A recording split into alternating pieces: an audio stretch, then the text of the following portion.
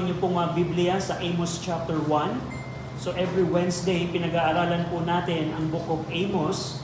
At last 2 Wednesday, natuklasan natin na ang tema po ng Book of Amos ay huhusgahan ng Diyos ang Israel or ang Northern Kingdom dahil po sa kanyang mga kasalanan. At dito po sa ating pong pag-aaral ngayong gabi, gagamit po ang Diyos ng 6 na Gentile nation upang i-whet yung appetite. Pwede nating sabihin parang appetizer ng judgment ng Panginoon. At alam natin, kung kayo po ay, kung dala po ninyo yung mapa po ng study notes last week, mapapansin po ninyo na yung mga syudad or ang mga city na i-judge ng Panginoon ay para siyang spiral. Na kumbaga parang i-zoom in ng Panginoon, i-zoom in ng Panginoon, una niyang i-judge ang Damascus, ang Tyrus, ang Ammon, Moab, Edom, and Gaza. Pero ultimately, ang pinaka-focus talaga ng judgment ng Panginoon ay ang Israel, ang Northern Kingdom of Israel. At dito, sa ating pong pag-aaral ngayong gabi, makikita natin yung mga judgment ng 6 na Gentile nation. So, at sa ating pong pag-aaral, let's see here. Sa ating pong pag-aaral, gusto kong makita natin, sa pag-aaral natin ng mga judgment na ipapataw ng Diyos sa mga Gentile nation na ito, gusto kong makita natin na ang ating Diyos, si Jehovah, ang ating Panginoon, siya ang Diyos, siya ang husgado na nasa kalangitan, kung saan ang lahat po ng tao, kung saan ang lahat po ng bayan, kung saan ang lahat po ng pamilya ay accountable. Sa ating panahon ngayon, kung titingnan natin ang ating bayan, tila baga, parang wala namang Diyos na kumikilos. Yun ang ating akala. Yun ang paningin ng tao. Pero pag tinignan po natin ang salita po ng Diyos, dito po ipapakita sa atin ng Book of Amos na kahit seemingly na parang walang husgado, ipinapataw ang langit sa mga tao, sa mga bayan, dito po makikita natin na ang lahat ay accountable pa rin sa Panginoon. At dito, sa pamamagitan po ng 6 na bansang ito, pwede nating ikumpara yung kasalanan naman ng bayan na to, parang maliit lang naman. Parang yung kasalanan ng bayan na to, parang, Brother RJ, bakit ganun katindi ang husgado ng Panginoon? Bakit ganun katindi ang pataw na kaparusahan ng Panginoon?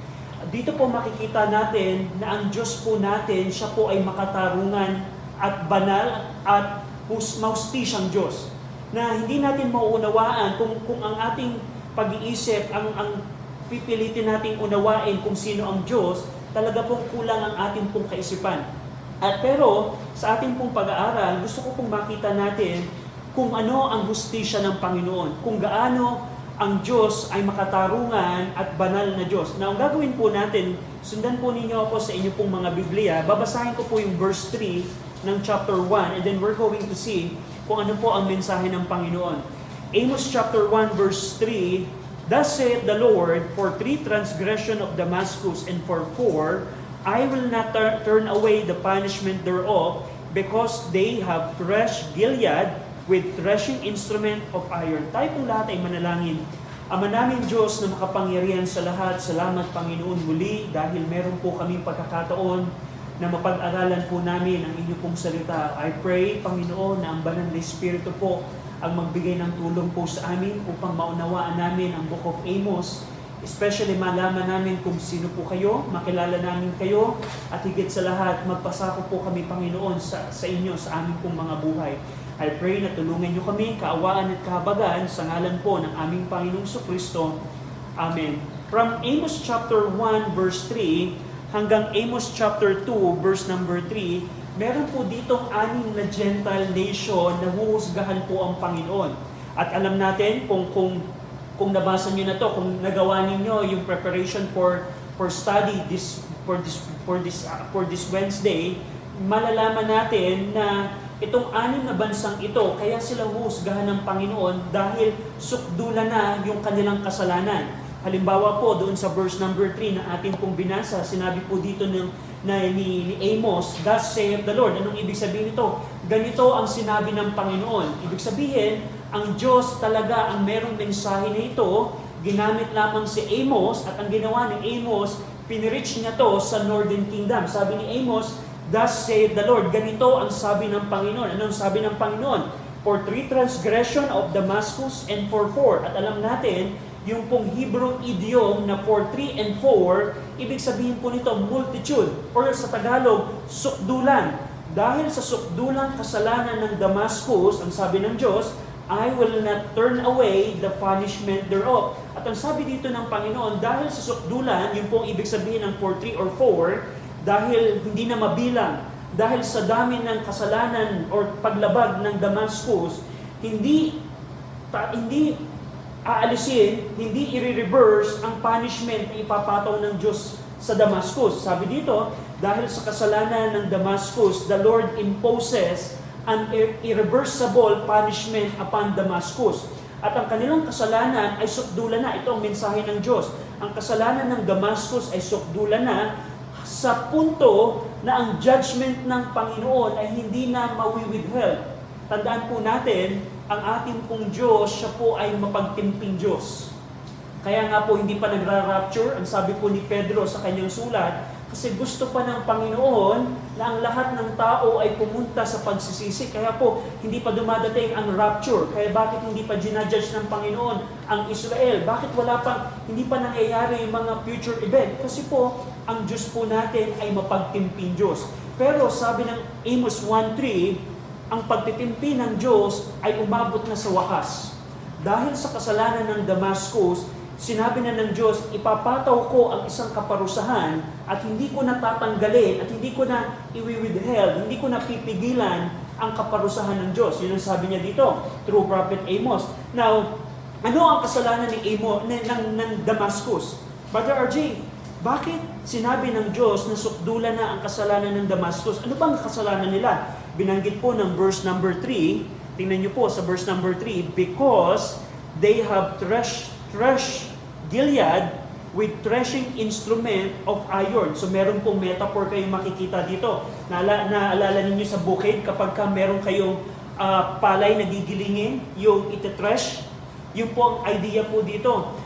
Gumamit po dito ng metaphors ang Diyos kung saan sa pamamagitan ng threshing grain with iron tools, di ba? Anong usually na ginagamit pag-thresh ng trigo or ng palay? Di ba? Usually kahoy. Pero instead na kahoy, ang ginamit ng Damascus, gumamit siya ng bakal. Anong ibig sabihin nito, Brother RJ? Dito po, sa pamamagitan ng metaphor ni ito, pinakita kung paano ang Damascus or ang Syria, by the way, dun po sa map ninyo, kung dala ninyo yung study notes for last week, ang Damascus po ay bahagi ng Syria. Modern day Syria natin ngayon, na doon po yung Damascus. At anong ginawa ng Damascus? They brutally crush or oppress the people of Gilead. So doon po sa mapa ninyo, kung dala po ninyo yung mapa ninyo, mapapansin nyo yung Damascus ay nasa northern part at yung kapitbahay niyang bansa sa south, yun po ang Gilead. Ang sabi dito ng Diyos through Prophet Amos, dahil sukdulan na ang kasalanan ng Damascus, hindi niya iwi-withheld ang kanyang kaparusahan. Anong kasalanan ng Damascus? Katulad ng isang trigo na dinurog at pinulbos sa pamamagitan ng bakal, ganon ang ginawa ng Damascus sa mga tao ng Gilead. So, dito makikita natin na ang image po na ito, this imagery portrays that Damascus, the people of Damascus, as having brutally crushed and oppressed the people of Gilead. Ang naging kasalanan po ng Damascus, kaya paparusahan sila ng Diyos dahil brutally po nilang dinurog or inoppress ang mga tao po ng Gilead.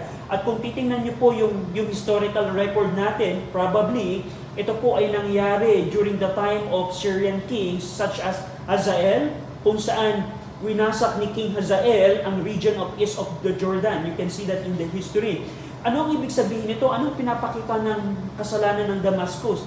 Ang naging kasalanan po ng Damascus, yung pong kanilang savage and inhumane treatment sa mga tao po ng Gilead. Yung kanilang pagtrato, yung kanilang pag-oppress, yung kanilang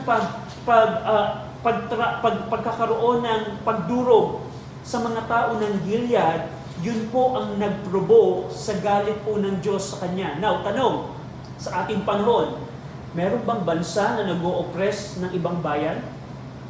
Kung kayo po ay nakakapanood ng balita ngayon, kung paano na lamang ang mga world leaders, isang push of a button, handa silang pumatay ng sibilyan. Handa silang pumatay ng ordinaryong tao. And that's kind of oppression. At dito sabi ng Diyos, hindi ko papalagpasin, hindi ko i-withheld, hindi ko iuurong ang aking kaparusahan sa Damascus dahil kung paano ang Damascus ay inoppress ang mga tao ng Gilead. So ang tanong, Brother RJ, anong paki ng Diyos sa Gilead? Siya na ba ay tao ng Diyos? Anong paki ng Panginoon sa mga Gentiles na bansang ito? Tulad ng nabanggit ko po sa inyo, ang ating pong Diyos, siya po ay Diyos ng lahat po ng tao. At lahat ng kasalanan gagawin po ng tao na seemingly para sa atin, ay hindi naman to matter sa Panginoon. Hindi naman kasi mga Muslim country naman to, walang matter to sa Panginoon. No, ang Panginoon po ay hino-hold accountable ang lahat po ng tao. At dito po sa verse number 3, ang Damascus ang merong kasalanan. Nung panahon nung sinakop ng Damascus yung mga tao po ng Gilead, nagkaroon sila ng savage and inhumane treatment sa mga taga-tao ng Gilead. At dahil doon, nakita yun ng Diyos, at dahil doon, paparusahan ng Diyos ang Damascus. At sa verse number 4, ito po, verse 4 and 5, ito po yung kaparusahan ng Diyos. So verse number 4, "But I will send afar into the house of Hazael, which shall debar the palaces of Ben-Hadad. I will break also the bar of Damascus, and cut off the inhabitants from the plain of Aven, and him that holdeth the scepter from the house of Eden, and the people of Syria shall go into captivity unto Kir, saith the Lord." So, una, makikita po niyo dito, bilang ganti, bilang response, sinabi ng Panginoon na magpapadala siya ng apoy sa house of Hazael. So ano itong apoy na ito? Sinisimbolo po nito ang destructive judgment na ipapataw ng Diyos sa Damascus. At dito, ang judgment, ang apoy, ang target po dito ay ang royal house and dynasty of Syria. Yung pong house of Hazael, si King Hazael po ay naging hari po ng Syria. At dito, ang apoy na ipapadala ng Panginoon, hindi lamang nito tutupukin yung bahay, yung tahanan ni King Hazael, kundi pati yung mga palasyo ng Ben-Hadad. Anong ipinapakita po nito? Na ang judgment ng Panginoon, hindi lang ito tutupok sa palasyo ni King Hazael, kundi sa mga susunod na hari ng Syria. Ipinapakita po ng mga palasyo pong ito, yung pong kapangyarihan, yung pong yaman, at yung pong mga pride ng mga rulers ng Damascus, kung saan ang lahat ng yon ay paparusahan ng Panginoon. So yung pong praise na ang Diyos ay magpapadala ng apoy sa tahanan ni King Hazael na tutupok din sa mga palasyo ng Ben-Hadad, ang ibig sabihin po nito, ang judgment na ipapataw ng Panginoon ay laban sa mga ruling class, sa mga pinuno ng Damascus. Kung paano i-judge ng Panginoon ang lahat ng naging pinuno, mga prince and princesses ng Damascus dahil sa kanilang pag-oppress sa Gilead. Hindi lamang yon, hindi lang paparusahan ng Diyos ang ruling class ng Damascus. Sinabi din ng verse number 5, "I will break also the bar of Damascus." Anong ibig sabihin po nito? Yung pong pag sinabing bar, ito po yung nagpapakita ng gate ng syudad ng Damascus. Ang bayan, imagine ninyo, ang isang syudad ay meron pong bakod at meron tong gate kung saan pumapasok po at lumalabas yung mga tao. At ang sabi dito ng Diyos, wawasakin din ng Diyos yung mga bar o yung gate bar ng Damascus. Ipapakita dito ng Diyos yung judgment niya ay hahayaan niya ang syudad ng Damascus maging defenseless at maging exposed sa invasion. Pag winasak ng Diyos ang bar or ang gate ng Damascus, may iwang defenseless ang Damascus. So unang judgment ng Panginoon, apoy, nasisira ng ruling class ng mga rulers ng Damascus. Pangalawa, iiwanan ng Diyos na maging defenseless ang Damascus. At pangatlo, And I will cut off the inhabitants from the plain of Aben, and him that holdeth the scepter from the house of Eden. Dito, ipapakita ng Diyos na even yung mga inhabitants, napansin niyo po, the cut off the inhabitants from the plain of Aben. Kahit yung common population ng Damascus ay paparusahan din ng Diyos. Hindi lang niya huhusgahan yung mga ruler, hindi lang niya gagawing defenseless yung Damascus, kundi pati yung common people, common population ay makakaranas ng kaparusahan. Yung pong plain of Aben is most likely, ito po yung sentro ng idolatry ng syudad ng Damascus. Probably ito po yung sentro ng idolatry ng Damascus. Anong sabi niya dito ng Panginoon, not only will the common population be judged, but also those who hold the scepter from the house of Eden. Ano po yung house of Eden? Ito po yung royal domain ng Syria. So anong pinapakita po dito ng Panginoon? Ang judgment ng Panginoon hindi lamang sa common na populasyon, even yung mga pinuno, even yung mga hari, even yung mga prinsipe at mga prinsesa ng Damascus na may hawak ng scepter, silang lahat ay makakaranas ng judgment ng Panginoon. Both the ordinary inhabitants and the leaders will be cut off, meaning papatayin ng Panginoon, pupuksain ng Panginoon. So, nakita natin na tutupukin ng apoy ang mga palasyo, papagpapakita ito ng judgment laban sa mga rulers. Pangalawa, iiwanang defenseless yung city of Damascus. At pangatlo, even common population at even mga rulers ay pupuksain or ika-cut off ng Panginoon. At panghuling judgment na ipapataw ng Diyos sa Damascus, and the people of Syria shall go into captivity unto Kir, saith the Lord. Yung final stage po ng judgment ng Panginoon ay exile. Hahayaan ng Diyos na ang mga taga-Damascus, ang mga Syrian ay maging alipin, maging captive ng ibang bayan. And historically po, ito po ay nangyari sa 2 Kings 16:9. You can check it at home. Pero nung ang Assyria po ay sumako po sa Damascus, ganun po ang ginawa ng Assyria sa Damascus. So, dito, makikita natin na ang panghuling judgment ng Panginoon, yung pong mga tao ng Syria ay dinalang alipin or captive sa Kir. Dito po, kinukonclude po ng Diyos sa verse number 5 na ang lahat ng ito ay sinabi ng Diyos. Gusto ko pong pansinin ninyo yung unang bahagi ng verse 3, thus saith the Lord, at yung huling bahagi ng verse number 5, saith the Lord. Ang sinasabi lamang dito ni Amos, ito ang sinabi ng Diyos. Ito ang judgment ng Panginoon. Now, dito makikita natin bilang summary ng judgment ng Panginoon sa Damascus, ang naging kasalanan ng Damascus ay oppression over the people of Gilead. At dahil doon, ang Damascus ay pupuksain ng Diyos, hindi lamang yung mga rulers, hindi lamang yung common people, pati yung kanilang syudad ay gagawing defenseless and ultimately hahayaang makaptive ang Damascus ng foreign nation. At lahat ng yun ay natupad po historically. So, number 1 Gentile nation ay ang Damascus. Verse number 6. Tingnan natin po, verse number 6. Ano yung ikalawang Gentile nation? For thus saith the Lord, for 3 transgression of Gaza, and for 4, I will not turn away the punishment thereof. So katulad po ng sa Damascus, ang kasalanan po ng Gaza ay sukdula na. For 3 and 4, napakadami na. Kaya ang sabi ng Diyos, hindi ko i-withhold, hindi ko pipigilan ang kaparusahan ko sa Gaza.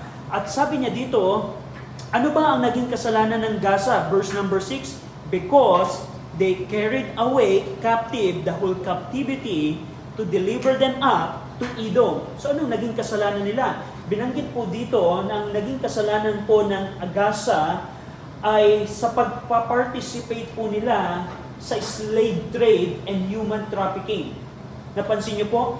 Because they carried away captive the whole captivity and to deliver them up to Edom. Ibig sabihin, meron silang kinapture ng mga tao at ang ginawa ng Gaza, yung mga na-capture nilang tao, i-deliver nila ito sa bayan ng Edom bilang isang slave trading or human trafficking. Ang tanong, Sa history ba ng bayan ng ating mundo, ito ba ay naging ginawa ng mga tao? If you remember, during 18th century, kung paano ang ginawa ng mga European, even ang mga American, pupunta sila sa Africa, lulusubin nila ang isang community ng Africa at kukunin nilang captive yung mga taong mga African at dadalhin nila ito bilang slave sa western countries. At ganun po ang naging kasalanan po ng Gaza. Ang ginawa nila, nag-participate sila sa slave trading to the point na, ang sabi doon, they carried away the whole captivity. Ibig sabihin, the entire population. The entire population.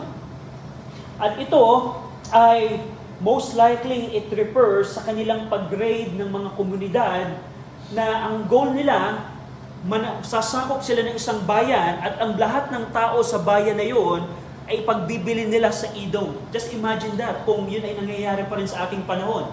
Just imagine kung halimbawa, yung army ng China ay dumaong dyan sa Manila Bay, tapos lahat ng populasyon ng Taguig ay dadaling captive at alipin sa China. Ganun po ang ginawa po ng mga tao ng Gaza na ito.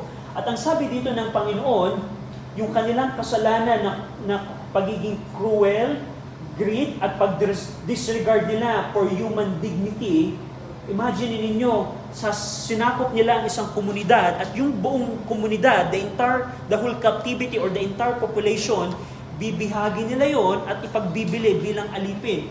At dahil sa kanilang kasalanan na ito, it provokes the Lord's wrath. Kaya sabi ng Diyos, I will not turn away the punishment thereof dahil sa kanilang kasalanan. So ang kasalanan nila, pwede nating sabihin, yung kanilang cruelty, yung kanilang greed, at yung kanilang pag-disregard sa human dignity, ang lahat ng yon ang nagtula sa judgment ng Panginoon. At sa verse number 7 and 8, ito po ang judgment ng Panginoon sa Gaza. And by the way, kung kayo po ay dalanin dun sa inyo pong mapa, yung Gaza po, ito pong part na ito. So kung kayo ay sumusubaybay sa Middle East War, recently po ang Gaza po ay kalaban ng Israel. Yun pa rin po yung Gaza sa ating pong panahon. Gaza. And dun po sa verse number 7 and 8, marami po kayong lugar na mababang makikita doon, katulad ng Ashdod, Ashkelon, and Ekron. Yun po ay mga syudad po ng Gaza. Yun po ay mga cities ng Gaza. Pero ano ang judgment ng Panginoon sa Gaza?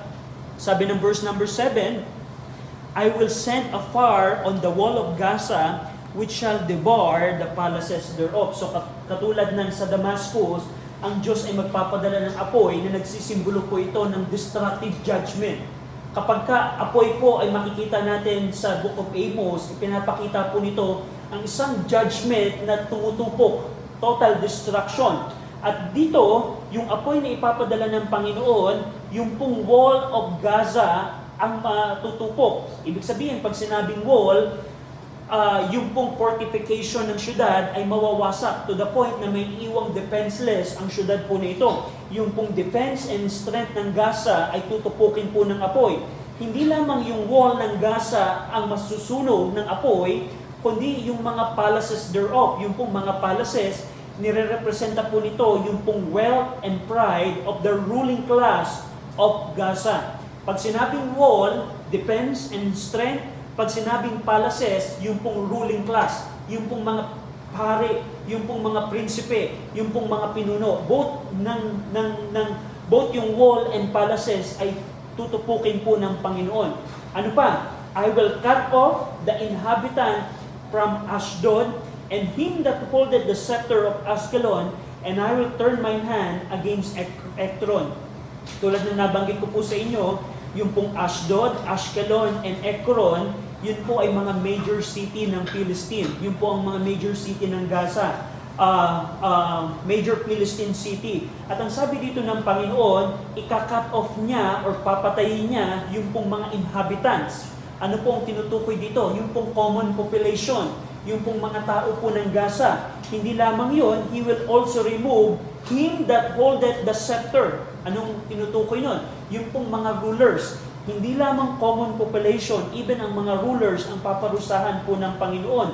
At ang sabi niya dito, I will turn mine hand against Ekron. Ibig sabihin, sinisignify po nito yung pong renewed and active expression of divine judgment na walang palalagpasing syudad ang Panginoon.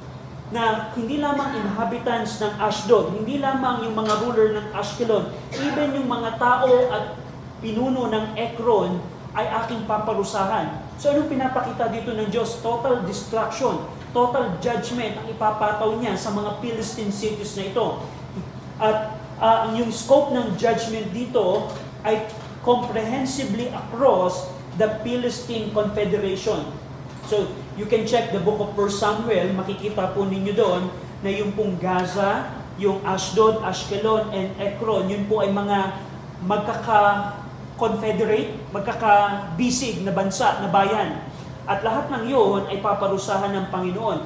And yung huling bahagi po ng verse number 8, sabi po dito ng Panginoon, "And the remnant of the Philistines shall perish, saith the Lord." Yung pinaka-final stage po ng judgment ng Panginoon, even yung mga remnant, even yung mga makakasurvive sa judgment ng Panginoon ay ultimately mapupuksa. Pinapakita po dito na ang judgment ng Diyos laban sa Philistine ay complete and final na wala pong iiwan ang Diyos na makarecover.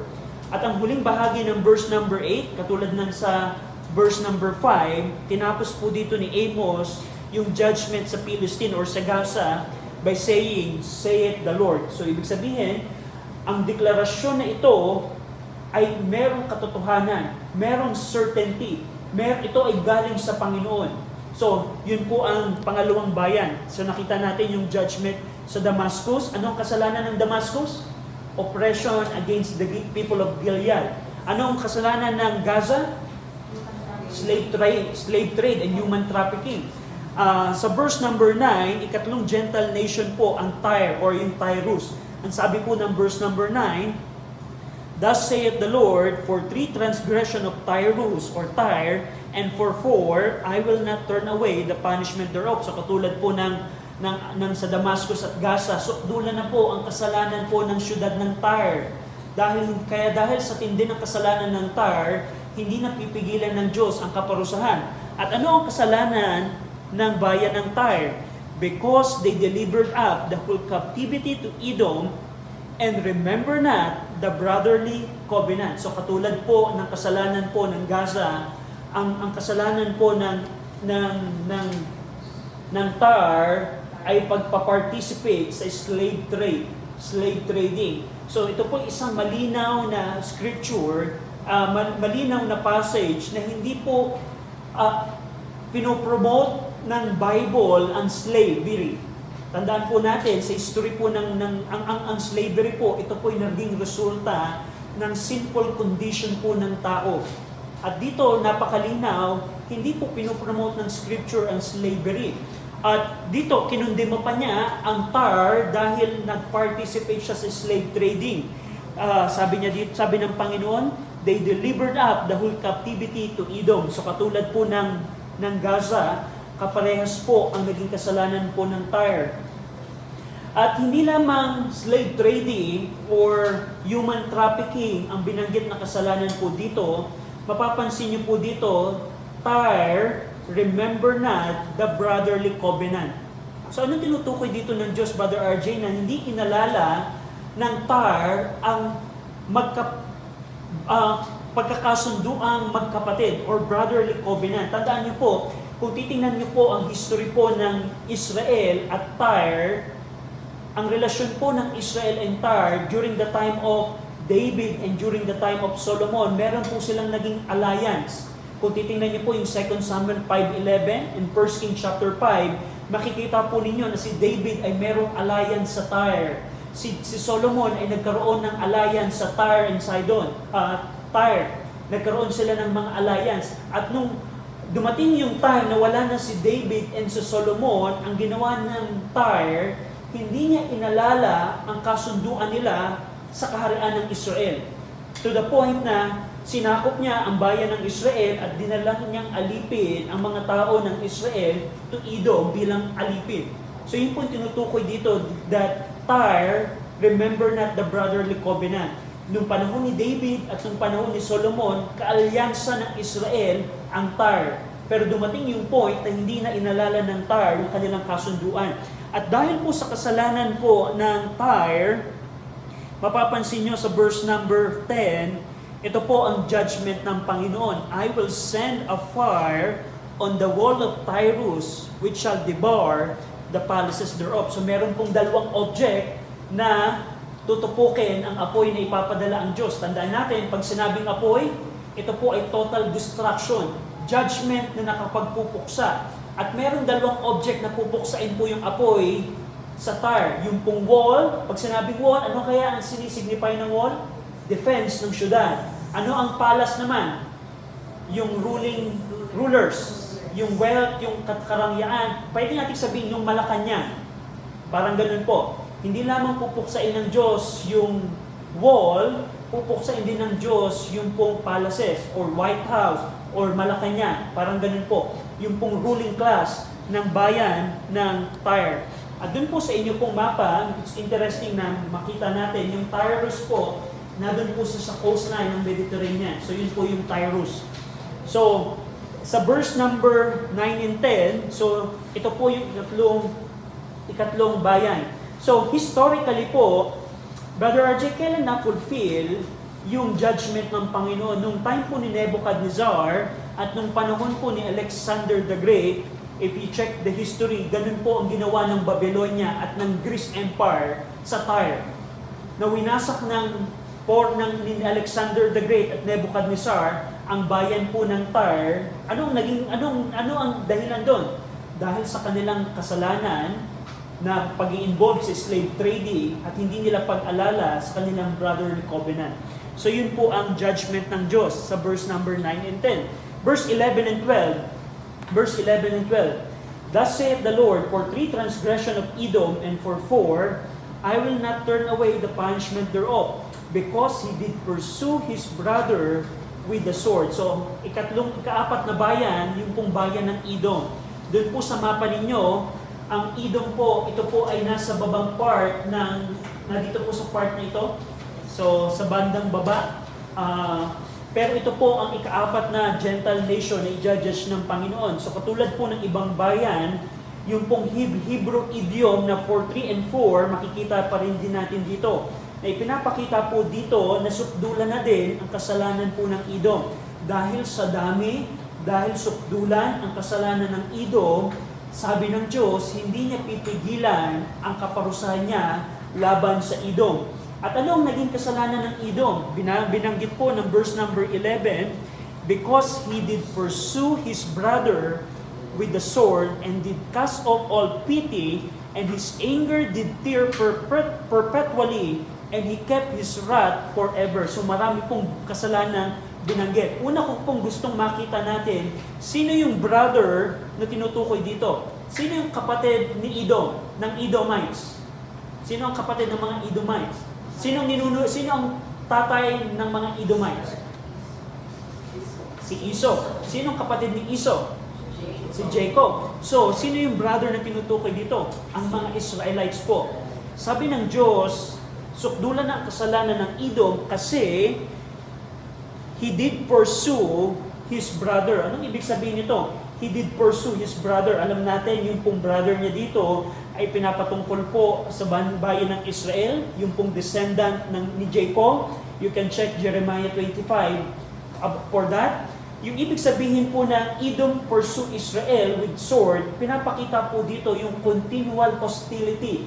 Yung palaging pakikipag-away ni Edom sa bayan ng Israel. Hindi lamang doon, Edom cast off all pity to the point na walang awa. Inalis ng ni Edom ang kanyang awa sa kanyang kapatid. Hindi lamang meron siyang constant hostility laban sa kanyang kapatid, kundi inalis niya or nagkaroon siya ng complete absence of compassion sa kanyang kapatid. Hindi lamang doon, he kept his wrath forever. Ibig sabihin, sinustain ni Edom ang kanyang galit sa kanyang kapatid. At panghuli, pinakita dito na he kept his wrath forever. Yun, sinustain yung kanyang galit throughout the generation. Naalala ninyo nung nung panahon ng mga Hudyo na ni Moises, na gustong makitawid sana lamang ng ni Moses sa mga Edomites. Naalala ninyo na pwede ba kami makadaan dito kasi pupunta kami sa Promised Land? Anong ginawa ng kapatid ni Jacob? Hindi pinayagan. Yun po ang pinapakita po dito na merong constant hostility, merong pong hindi lamang ito single act na pagkagalit, kundi ang Edom ang merong long-standing pattern of cruelty and hatred laban sa kanyang kapatid na Israel. So dahil po dito sa kanyang relentless hatred and violence against his brother, ito po ang judgment ng Panginoon sa verse number 12. But I will send a fire upon Teman, which shall devour the palaces of Bozrah. So yung pong Teman and Bozrah, yun po ay mga principal cities ng Edom. Ipinapakita po noon na ang judgment ng Panginoon ay the entire nation ng Edom. Ang sabi niya dito, magpapadala siya ng apoy na sinisimbolo ng destructive judgment ng Panginoon at tutupukin niya even yung mga palaces. And we know, pag sinabing palaces sa Book of Amos, ito po yung kapangyarihan, yung rangya, at yung pong pride ng mga rulers ng Edom. Lahat ng yon ay pupuksain ng Panginoon. So, we see ang Edom ay yung kanyang relentless hatred sa bayan ng Israel. Panglibang bayan sa verse number 13, tingnan natin sa verse number 13. Thus saith the Lord, for 3 transgression of the children of Ammon, and for 4, I will not turn away the punishment thereof. So katulad po ng ibang bayan, sukdulan na po ang kasalanan po ng Ammon. So dun po sa inyo pong mapa, yung pong Ammon, yun po ay nasa east side ng Gilead, nasa kanang bahagi po ng Gilead, yun po mga Ammonites. At itong mga Ammonites, ang kasalanan nila ay sukdulan na, kaya hindi napipigilan ng Diyos ang kaparusahan. At binanggit dito, in-identify dito ni Jehovah kung anong specific na kasalanan ang meron sila. Sa verse 13, pansinin niyo po dito, because they have ripped up the women with child of Gilead, that they may enlarge their border. Ang ginawa nila, in-specify ng Panginoon, yung mga nanay na buntis ng Gilead, winasak nila ang tiyan. Imagine ninyo yun? Yung mga Ammonites, nung sinakop nila ang Gilead for the expansion ng kanilang territory, dahil gusto nang mag-expand ng territory, at sinakop nila ang mga tao ng Gilead, ang kanilang cruelty ay umabot sa point na even yung mga nanay na walang kalaban-laban ay pinatay nila by ripping off the women. Sinabi doon, rip up the women with child. Yung mga nanay na buntis ay nirip off or pinunit ang mga nanay. So, ganun po katindi ang kanilang inhumane treatment sa mga tao po ng Gilead. Dito mapapakita natin yung kanilang extreme cruelty na ang dahilan ng kanilang pagtrato ng ganon sa mga tao ng Gilead ay sa kanilang territorial ambition. Napansin niyo po yung huling bahagi ng verse 13. Bakit nila inoppress? Bakit sila nagpakita ng cruelty sa mga tao ng Gilead? That they might enlarge their border. So, dalhin natin to sa ating panahon. May mga bayan ba ngayon na gusto nilang i-enlarge ang kanilang border? Na kahit anong mangyari sa mga tao, basta ma-enlarge ko lang ang bayan na namin, ang aming bansa, okay lang kahit mamatay ang mga tao doon. Di ba? Meron ganyan. Just imagine yung Russia, gusto nilang makuha ang Ukraine to enlarge their border. Na kahit mamatay ang mga tao, mga civilian, okay lang yun. Basta ma-enlarge ang border. At ganun po, hinighlight ng Diyos ang kasalanan po ng Ammon. At dahil doon, dahil sa kanilang inhumane cruelty, yung kanilang violence at yung kanilang greed para mag-expand, yung kanilang greedy expansionism, pinurovoke po nito ang galit po ng Diyos. Ano ang parusa ng Diyos sa mga Ammon? Verse 14, but I will kindle a fire in the wall of Rabbah, and it shall devour the palaces thereof, with shouting in the day of battle, with a tempest in the day of the whirlwind. And their king shall go into captivity, he and his princes together, saith the Lord. So dito, marami pong binanggit patungkol po sa judgment, patungkol sa judgment laban sa Ammon. Pero dito, magpapadala din ang Diyos ng isang apoy. And we know, pag sinabing apoy, ito po yung destructive judgment ng Diyos. At yung Raba, binanggit po dun yung Raba, yung wall ng Raba, which is the capital of city of Ammon, yung pong Raba, yun po yung capital ng Ammon, yung wall ng Raba ay mapupuksan ng apoy. Yung sentro ng kapangyarihan ng Ammon, na Raba, gagawing defenseless ng Panginoon. Even yung mga palaces na nagre-representa ng yaman, ng otoridad at ng tanyag ng mga ruling class ng Ammon ay makukonsume din. At ultimately, yung judgment na ipaparusa sa kanila ng Panginoon ay merong shouting, with shouting in the day of battle, with a tempest in the day of whirlwind. Anong ibig sabihin nito? Yung judgment na ipapataw ng Diyos sa kanila ay magkakaroon ng chaos and noise of war na dinescribe dito ng Diyos na magkakaroon ng shouting in the day of battle. So dito makikita natin na yung apoy dito na tinutukoy, ito ay simbolo lamang. Kundi ang pinaka-judgment na ipapataw dito ng Panginoon ay gera, merong foreign nation na sasakop sa Ammon na nung araw ng labanan ay makakapakinig sila ng sigawan. Shouting in the day of battle. The judgment will come amid the chaos and noise of war as described, shouting in the day of battle. Yung pong tempest and whirlwind, ito po ay dalawang imagery, dalawang figure of speech na nagpapakita po ng judgment na sudden or overwhelming or irresistible. Dito ipinapakita na yung pagiging yung violence and intensity po ng invasion na gagawin ng foreign nation laban sa Ammon. Yung pong tempest and whirlwind and shouting and fire, yun po ay mga imagery, mga figure of speech na ginamit ng Diyos kung paano napakatindi ang mararanasan na judgment ng Ammon mula sa Diyos.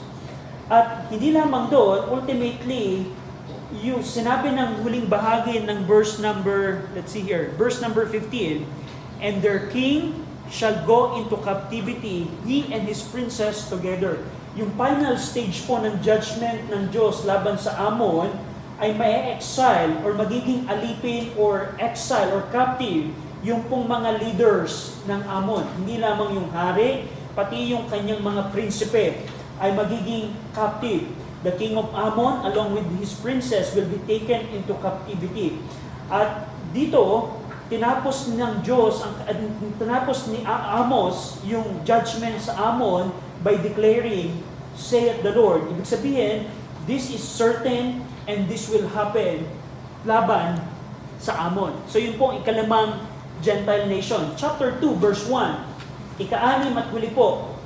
Chapter 2 verse 1. Yung pong bayan ng Moab. So dito po sa inyong pong mapa, yung Moab ay nasa south lang ng Gilead. Yun po yung bayan ng Moab. Verse number 1, thus saith the Lord, for 3 transgression of Moab, and for 4, I will not turn away the punishment thereof. So dito, parehas na katulad dun sa 5 Gentile nations, sukdulan na po ang kasalanan ng Moab to the point na hindi napipigilan ng Diyos ang kanyang kaparusahan. At ano ang kasalanan ng bayan ng Moab? Because he burned the bones of the king of Edom into lime. Anong tinutukoy dito?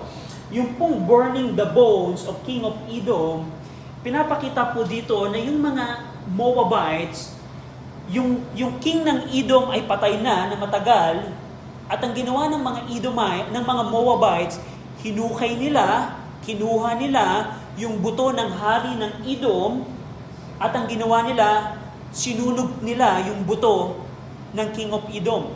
So anong tinutukoy dito? Dito po, dinidescribe po ito yung desecration ng isang patay. Halimbawa, patay na yung isang tao, tas ang ginawa mo, kinukay mo yung buto, at para babuyin, para i-desecrate yung isang patay na, siniliban nila yung buto ng king of Edom. Sa tingin natin, Brother RJ, simpleng act lang naman to Pati yun ay hindi makakalusot sa Diyos? Yes po. Hindi po ito nakalusot sa Panginoon. Kaya yung kanilang desecration ng royal tomb, At yung pag-burn ng defeated king's body, or pwede natin ding sabihin, hindi, pwede nating sabihin na yung burning of bones, pwedeng ito yung desecration of a dead king, or probably patay na yung hari ng Edom, let's say patay na yung hari ng Edom, pero gusto pa nilang i-desecrate, patay na siya pero sinilaban pa nila. So probably yun po ang tinutukoy po dito ng Panginoon. Pero anong gusto nating makita dito? Yung kasalanan po ng Moab, ito po yung hatred carried beyond death, violating basic human respect for other person. Na kahit pala ganoon, kahit pala paggalang sa isang patay ay nire-require ng Panginoon. Yes po, you can see that in the book of Amos. Kung halimbawa, mayroong isang patay at hindi mo siya bibigyan ng galang, katulad po ng, yun ay magiging katulad ng kasalanan po ng Moab. Hindi nila iginalang yung bangkay ng hari po ng Edom. Kaya po, dahil sa kanilang kasalanan nito, yung kanilang pag-desecrate sa patay na katawan ng hari ng Edom, ang sabi ng Diyos sa verse number 2, "But I will send a fire upon Moab, and it shall devour the palaces of Kerioth, and Moab shall die with tumult, with shouting, and with the sound of the trumpet. And I will cut off the judge from the midst thereof, and will slay all the princes thereof with him, saith the Lord." So dito, meron uling ipapadalang apoy ang Panginoon sa mga palasyo ng Kerioth. Probably po yung Kerioth, ito po yung principal city ng Moab, or probably stronghold po ng Moab, na nagpapakita na ito po yung sentro ng bayan ng Moab. At susunugin ng apoy na ipapadala ng Diyos ang mga palaces, yung pong wealth, yung power and strength ng ruling class ng Moab ay pupuksain ng Panginoon. Hindi lamang to, "And Moab shall die with tumult, with shouting, and with the sound of the trumpet." Yung pong tumult, shouting, and sound of the trumpet, dinidescribe po nito yung pong war scene, eksena ng gera, kung saan kapag nagkakaroon ng gera, meron kayong mapapakinggang tumult, shouting, and sound of the trumpet, na kung saan ipinapakita po dito na ang pagkapuksa ng Moab, hindi po ito mangyayari quietly, kundi mangyayari ito in a catastrophic fashion. Merong bayan na ipapadala ang Diyos sa Moab, na ang mangyayari sa mga Moabites ay pupuksain sila ng Diyos through that invading nation. At huling bahagi po ng sa verse number 3, sabi po doon ng Diyos, "I will cut off the judge from the midst thereof." Ibig sabihin po nito, yung pong mga chief ruler, yung pong mga governing authority ay aalisin ng Panginoon mula sa Moab.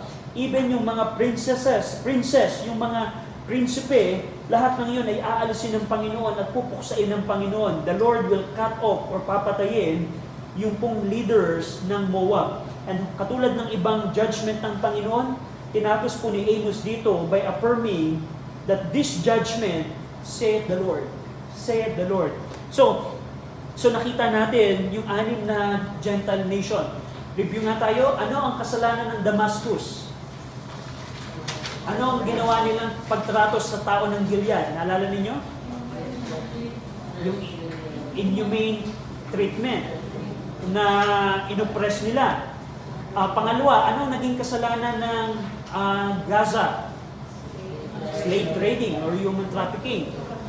Pangatlo, ang Tyre, slave trading, and he remembered not the brotherly covenant. Pang-apat, ang Edom, continual hatred sa kanyang kapatid, bayan ng Israel. Sa Ammon, the oppression. Ang Ammon at yung Damascus, pagkaparehas, oppression sa tao ng Gilead. At panghuli, yung Moab, yung hindi paggalang sa isang bangkay ng hari ng Edom. At dahil po sa mga kasalanan po ng mga Gentile nation na ito, gusto ko pong pansinin ninyo, ang Panginoon ay ginudge sila at lahat po ng iyon ay historically nangyayari. Gusto ko kung pwede niyo pong i-trace, ginamit ng Diyos ang Assyrian Kingdom, ginamit ng Diyos ang Babylonian Kingdom, ginamit ng Diyos ang Grecian Kingdom, upang ang mga bayan ng ito ay mawasa dahil sa kanilang mga kasalanan. So ano po ang mensahe na ito? Bakit ito ibinigay ng Diyos kay Amos? Na tingnan niyo po ito, pakinggan niyo po ito. Tulad ng nabanggit ko po sa inyo, ito pong mga judgment na ito ay ipinapakita ng Diyos sa bayan ng Israel na kung paano itong mga Gentile nation na ito ay aking hinusgahan. Sa tingin nyo, Israelites, kayo ay makakatakas sa judgment ng Panginoon? Parang ganito. Halimbawa, ang pinaka-i-judge talaga ng Panginoon, ang pinaka-subject talaga ng judgment ng Panginoon ay ang Israelites. Pero bago i-deal ng Diyos ang kasalanan ng Israelites, sinabi niya muna, alam mo, Israelites, i-judge ko ang Damascus. I-judge ko din ang Moab. I-judge ko din ang Gaza, ang Tyre.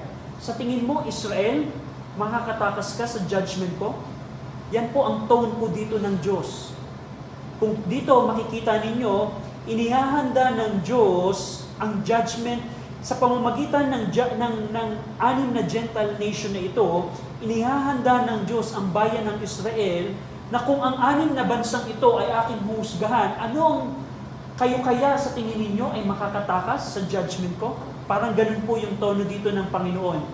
Na may judgment ako sa bayan ng Israel, and by the way, meron judgment din ako sa ibang bayan upang ipakita na hindi kayo makakatakas sa judgment ko. So yun po we can see it like that. So bilang application po as we close, paano natin po madadala ang katotohanan ito sa ating pong buhay, sa ating pong panahon? Now, sa ating panahon, meron ba kayong makikitang oppression? Kasi in the later part ng libro po, ng Book of Amos, ipapakita dito ng Diyos, alam nyo mga pinuno ng Israel, ino-oppress ninyo ang mga tao ninyo. Don't you remember that I will judge Ammon and I will judge Damascus because of their oppression sa kanilang ibang tao? And alam niyo ba, Israel, ino-oppress ninyo ang sarili ninyong tao. At dahil doon, judge ko kayo. Sa ating panahon, nakakakita ba kayo ng oppression? Now probably, we cannot see in our time yung talagang literal na oppression, slave trading, pero through some means, we can see oppression sa ating bayan, sa ating sariling bayan. We can see that everywhere. Nakakakita ba tayo ng mga bayan na gustong mag-expand, territorial expansion, katulad ng ginawa ng Ammon? They do that.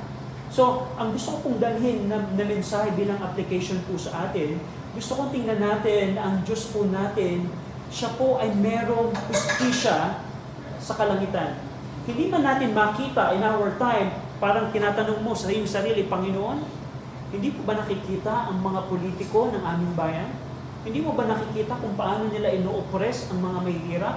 Panginoon, hindi mo ba nakikita ang kanilang mga kasalanan, kung paano wala silang takot sa iyo, Panginoon? Hindi mo ba nakikita ito, Panginoon?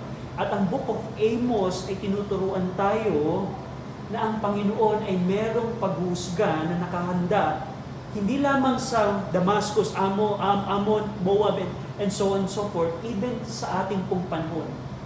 Kaya dito po makita natin na ang ating pong Diyos ay makatarong ng Diyos. Hindi man na makita natin in our lifetime, pero hindi makalagpas man sila sa literal na judgment in their lifetime, pero one thing is sure, pagdating po ng Great White Throne Judgment, dun po papakita ng Diyos ang kanilang mga kasalanan, i-judge sila ng Panginoon. So, dito gusto kong makita natin through the Book of Amos kung paano ang ating Diyos ay napakamakatarungan. Dito po sa mga pahina po ng Book of Amos, makikita ninyo na ang ating Diyos ay makatarungang Diyos. Just imagine, yung Moab, hindi naman sila pumatay. O, probably pinatay nila yung King of Edom, pero Panginoon, sinunog lang nila ang bangkay ng king ng Edom. Para bang, Panginoon, maliit na kasalanan lang naman to. No. Sa paningin po ng Panginoon, lahat po ng kasalanan ay meron pong accountability. At yun po ang napakahalagang makita natin. Na bilang mga mananampalataya, dalhin natin ito sa ating konteksto, sa harapan ng Panginoon, pag tayo gumawa ng kasalanan, tandaan natin, ginilalabag natin, pag gumawa tayo ng kasalanan, even tayo mananampalataya na, tayo ay lumalabag sa batas ng isang makatarungang Diyos. isang maustisyang Diyos. And nawa, magbigay ito sa atin ng takot tuwing tayo ay lalabag sa utos ng Panginoon. Kung nakita natin ang Diyos ay isang makatarungan Diyos dahil sa Book of Amos, ito nawa ay magbigay sa atin ng takot sa Kanya na kung tayo ay gagawa at lalabag sa Kanyang mga kautusan, wait a minute, ang Panginoon pala ay seryoso sa pag-deal ng kasalanan. Wait, hindi ko gagawin yung kasalanan nito. So naunawaan niyo po, we can apply the truth that we discovered this tonight sa ganung pamamaraan. Na hindi lamang magkaroon tayo ng heavenly perspective, na sa paningin man natin, hindi ang Diyos kumikilos, pero alam natin, ang Diyos ay nagbibigay ng judgment sa sinuman. Pangalawa, magkaroon tayo nawa ng takot na kung tayo ay lalabag sa Panginoon, isipin natin, wait, kung ang Diyos ay makatarungan, husgahan ako ng Diyos kung ako'y magpapatuloy sa aking kasalanan. Even if you are believer na. So, yun po ang Book of Amos. And as we close po, dun po sa inyong study notes, so, para po preparation, para po sa ating pag-aaral next Wednesday. So, from verse 4 to 6, or from verse 4 to 5, i-identify po ninyo doon kung ano po ang kasalanan ng Judah at ano ang judgment na ipapataw ng Diyos sa Judah dahil sa kanyang kasalanan. At panghuli, from verse 6 hanggang verse 16 ng chapter 2, i-identify po ninyo ang kasalanan ng main subject, which is Israel, the northern kingdom. I-identify nyo din po dito, meron pong kakaiba po dito sa judgment sa Israel na wala po sa ibang bayan. Kasi dito, nagbigay ng paalala ang Panginoon na, naalala niyo Israelites, may mga mabubuting bagay akong ginawa sa inyo. Nagkasala kayo sa akin, pero meron akong mabubuting bagay na ginawa sa inyo. And you need to identify that sa verse 6 hanggang verse 16. At panghuli, i-identify po ninyo kung ano po ang judgment ng Diyos laban po sa bayan po ng Israel. So you can do that throughout this week para po next week ay madali na lamang ang ating pong pag-aaral. Any question po? Any question?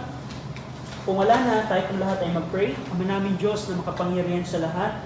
Salamat po Ama sa Book of Amos na ipinakita po ninyo sa amin kung gaano kayo makatarungan, kung paano kayo makatarungan at banal na Diyos. Salamat Ama sa pagpapakita po sa amin na kayo pala Panginoon na ini-hold nyo accountable ang mga bayan, ang mga pinuno, ang mga bansa kung sila Ama ay lumalabag Panginoon sa inyong pong salita. We pray Ama na sa pamamagitan ng Book of Amos magkaroon kami ng tamang perspective kung paano namin titingnan ang aming pong bayan, ang ibang bansa, ang bawat pinuno. Bigyan niyo po kami Ama ng biblical perspective through the Book of Amos. At gayon din po Ama, we pray na sa pamamagitan po ng Book of Amos, magkaroon po kami ng takot po sa inyo na hindi na namin Panginoon isipin na kami po lumabag sa inyo pong salita at hindi namin maranasan ang consequence ng aming pong mga kasalanan. Pinupuri namin kayo at pinasasalamatan. In Jesus' name we pray. Amen. Salamat po. We are dismissed.